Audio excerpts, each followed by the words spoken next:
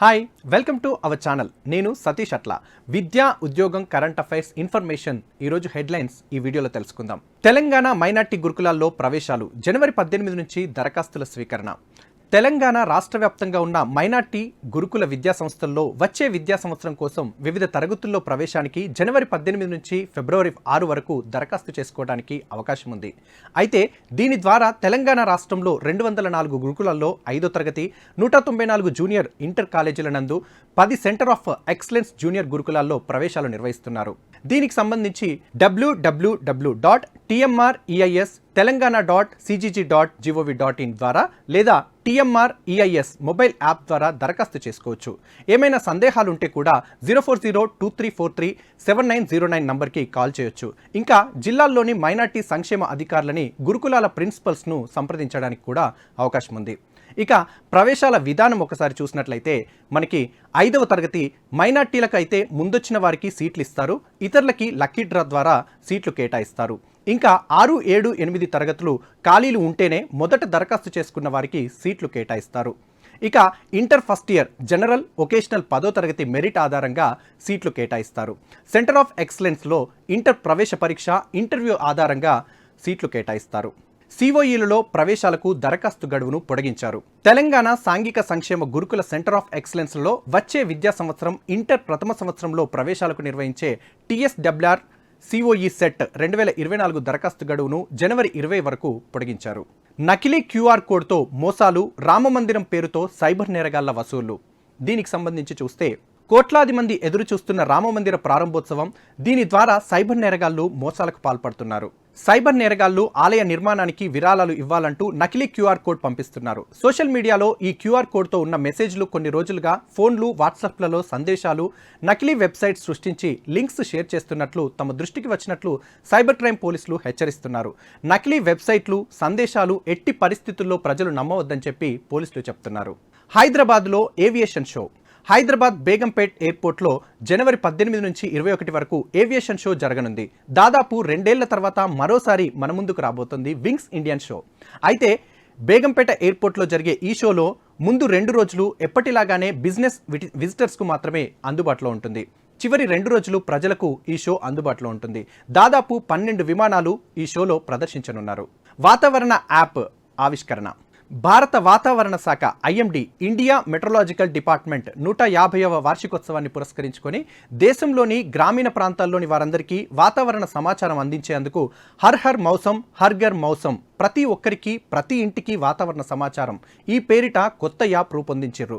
దీన్ని ఉపరాష్ట్రపతి జగదీప్ ధన్కడ్ జనవరి 15న ఢిల్లీలో విడుదల చేశారు. హైదరాబాద్ వాతావరణ కేంద్రంలోనూ ఈ యాప్ని ఉన్నత అధికారులు విడుదల చేశారు. ఈ యాప్ సేవలు త్వరలో అందుబాటులోకి రానున్నాయి. దీని ద్వారా ప్రతిరోజు తర్వాత వచ్చే 5 రోజులకు సంబంధించినటువంటి వాతావరణ వివరాలు తెలుసుకోవడానికి అవకాశం ఉంటుంది. తెలుగు, హిందీ, ఇంగ్లీష్ భాషలతో పాటు మరో 11 ప్రాంతీయ భాషల్లో సమాచారం తెలుసుకోవడానికి అవకాశం ఉంటుంది. భారీ వర్షాలకు సంబంధించిన సమాచారం ముందుగానే తెలియడం వల్ల విత్తనాలు, నీటిపారుదల, ఎరువులు, పురుగు మందుల వినియోగం వంటి వ్యవసాయ కార్యకలాపాలకు ప్రణాళిక రూపొందించుకోవడం సులువవుతుందని IMD అధికారులు తెలిపారు. సిమ్ అంతర్జాలం లేకుండానే మొబైల్లో టీవీ ప్రసారాలు త్వరలో ప్రారంభించనున్న కేంద్రం. సిమ్ అంతర్జాలం లేకుండా ప్రసారమయ్యే సరికొత్త సాంకేతికతను కేంద్ర ప్రభుత్వం త్వరలో అందుబాటులోకి తీసుకురానుంది. ఢిల్లీలో ఇటీవల జరిగిన బ్రాడ్కాస్టింగ్ సదస్సులో కేంద్ర సమాచార ప్రసారాల శాఖ కార్యదర్శి అపూర్వ చంద్ర ఈ విషయాన్ని వెల్లడించారు. దేశీయంగా అభివృద్ధి చేసిన డైరెక్ట్ టు మొబైల్ D2M సాంకేతికత ద్వారా వాటిని ప్రచారం చేయనున్నట్లు తెలిపారు. త్వరలో 19 నగరాల్లో కేంద్ర ప్రభుత్వం ఈ సేవలు ప్రారంభించనుంది. కొత్తగా పరిచయం చేయనున్న బ్రాడ్కాస్టింగ్ సాంకేతికతతో వీడియో ప్రసారాలను కోట్ల మంది నిరంతరాయంగా వీక్షించవచ్చు అని వారు తెలిపారు. D2A ఈ సాంకేతికత దాదాపు FM రేడియో, DTH తరహాలో పనిచేస్తుంది. ఇందులో బ్రాడ్కాస్ట్ టెక్నాలజీ కలిపి టీవీ కార్యక్రమాలు ప్రసారం చేస్తారు. అలా స్మార్ట్ ఫోన్లకు మల్టీమీడియా కంటెంట్ నేరుగా వస్తుంది. అలాగే ఎమర్జెన్సీ సమయంలో ప్రజలకి ఎమర్జెన్సీ అలర్ట్ పంపేందుకు ఇది ఉపయోగకరంగా ఉంటుంది అని వారు భావిస్తున్నారు. స్టార్టప్ ర్యాంకుల్లో 2 కేటగిరీల్లో తెలంగాణకి అవార్డులు. కేంద్ర వాణిజ్య శాఖ విడుదల చేసిన స్టేట్స్ స్టార్టప్ 2022 నివేదికలో తెలంగాణ 2వ కేటగిరీలో, ఆంధ్రప్రదేశ్ 3వ కేటగిరీలో స్థానం పొందాయి. దేశవ్యాప్తంగా ఉన్న రాష్ట్రాలు, కేంద్రపాలిత ప్రాంతాలను కోటికి పైగా జనాభా ఉన్నవి, కోటి కంటే తక్కువ జనాభా ఉన్నవిగా విభజించి కేంద్రం ఈ ర్యాంకులు ప్రకటించింది.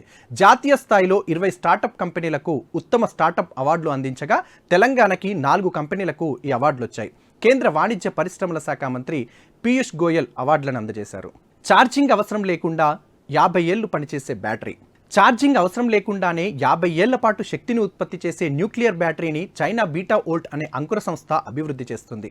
BV100గా పిలుస్తున్న ఈ బ్యాటరీ పరిమాణం ఓ నాణెం కంటే తక్కువే ఉంటుంది. నికెల్ 63 ఐసోటోప్ డైమండ్ సెమీ కండక్టర్లతో దీన్ని రూపొందిస్తున్నారు. పరీక్షల దశలో ఉన్న ఈ బ్యాటరీ ప్రస్తుతం 100 మైక్రోమాట్ల శక్తిని విడుదల చేస్తుంది. 2025 నాటికి దాని శక్తి ఉత్పత్తి సామర్థ్యాన్ని 1 వాట్కు పెంచాలన్న లక్ష్యంతో పరిశోధకులు కృషి చేస్తున్నారు. ప్రపంచంలో అణుశక్తిని అత్యంత సూక్ష్మీకరించి అభివృద్ధి చేసిన తొలి బ్యాటరీ ఇదేనని బీటా వోల్ట్ తెలిపింది. ఏరోస్పేస్, కృత్రిమ మేధ పరికరాలు, చిన్న డ్రోన్లు, మైక్రో రోబోలలో దీన్ని ఉపయోగించుకోవచ్చు అని సంస్థ తెలిపింది. భక్తుల సేవకు దివ్య అయోధ్య యాప్. అయోధ్యలో శ్రీరాముడి విగ్రహ ప్రతిష్టాపన పనులు మొదలయ్యాయి. అయోధ్య ఆలయానికి సామాన్య భక్తులకు జనవరి 21, 22 కాకుండా 23 నుంచి భక్తులకు రాముల దర్శన భాగ్యం కల్పిస్తామని ఆ ట్రస్ట్ ప్రకటించింది. అయోధ్యకు వచ్చే భక్తులు రామమందిరంతో పాటు ఇతర ఆధ్యాత్మిక ప్రదేశాలు, వసతి సమాచారాన్ని దివ్య అయోధ్య యాప్ ద్వారా తెలుసుకోవచ్చని ఉత్తరప్రదేశ్ ప్రభుత్వం తెలిపింది. జనవరి 19 నుంచి లక్నో, అయోధ్య మధ్య హెలికాప్టర్ సర్వీస్ను ప్రారంభించనున్నారు. అనంతగిరి హిల్స్ మరియు భువనగిరి కోటకి 100 కోట్ల నిధులు. హైదరాబాద్ ట్యాంక్ బండ్పై 60 కోట్లతో లేజర్ షో కోసం ఏర్పాట్లు. వికారాబాద్ జిల్లా అనంతగిరి గుట్ట ప్రాంతంలో పర్యాటక అభివృద్ధికి స్వదేశీ దర్శన్ కింద భువనగిరి కోటను 6 ఎకరాల్లో అభివృద్ధి చేయడానికి 100 కోట్ల చొప్పున కేటాయించామని కేంద్ర పర్యాటక శాఖ మంత్రి కిషన్ రెడ్డి తెలిపారు. హైదరాబాద్లోని ట్యాంక్ బండ్ వద్ద 60 కోట్లతో లేజర్ షో ఏర్పాట్లు చేస్తామని వారు తెలిపారు. పీఎం జన్మన్ పథకం. దీనికి సంబంధించి చూస్తే ఆదివాసీ గిరిజనుల అభివృద్ధి లక్ష్యంగా ప్రధాని మోదీ పీఎం జన్మన్ ప్రారంభించారు. దేశంలో ఆదివాసీ గిరిజన తెగలకు సంబంధించి సౌకర్యాలు లేని 18 రాష్ట్రాల్లో 22,000 గ్రామాల్లో మౌలిక సదుపాయాలు కల్పించేందుకు ప్రణాళిక రూపొందించారని, తెలంగాణలో 468 ఆదివాసీ గ్రామాలున్నాయని, అందులో 55,000 మందికి పీఎం జన్మన్ ద్వారా లబ్ధి చేకూరుతుందని కేంద్ర మంత్రి కిషన్ రెడ్డి తెలిపారు. JEE అభ్యర్థులకు రూట్ మ్యాప్. JEE మెయిన్స్ పరీక్షలకు సంబంధించిన ఏర్పాట్లు వేగంగా పూర్తి చేస్తున్నట్లు NTA నేషనల్ టెస్టింగ్ ఏజెన్సీ తెలిపింది. ఈ నెల 24న పేపర్ 1 ఆర్కిటెక్చర్ జరుగుతోంది. ఈ పరీక్ష రాసే విద్యార్థులకు ఇప్పటికే పరీక్ష కేంద్రం వివరాలను సంబంధిత వెబ్సైట్లో అందుబాటులో ఉంచినట్లు తెలిపింది. అయితే అడ్మిట్ కార్డులను ఇంకా విడుదల చేయలేదు. ఈ నెల 27న JEE మెయిన్స్ పేపర్ 2 జరుగుతోంది. ఈ పరీక్ష రాసే వారి కేంద్రాల వివరాలను త్వరలో అందుబాటులోకి తెస్తున్నట్లు, మెయిన్స్ పరీక్షలు ఫిబ్రవరి 1 వరకు జరుగుతాయని NTA తెలిపింది. ఈ వీడియో మీకు నచ్చినట్లయితే లైక్ చేయండి, కామెంట్ చేయండి, షేర్ చేయండి. మన ఛానల్ని సబ్స్క్రైబ్ చేయండి. Thanks for watching.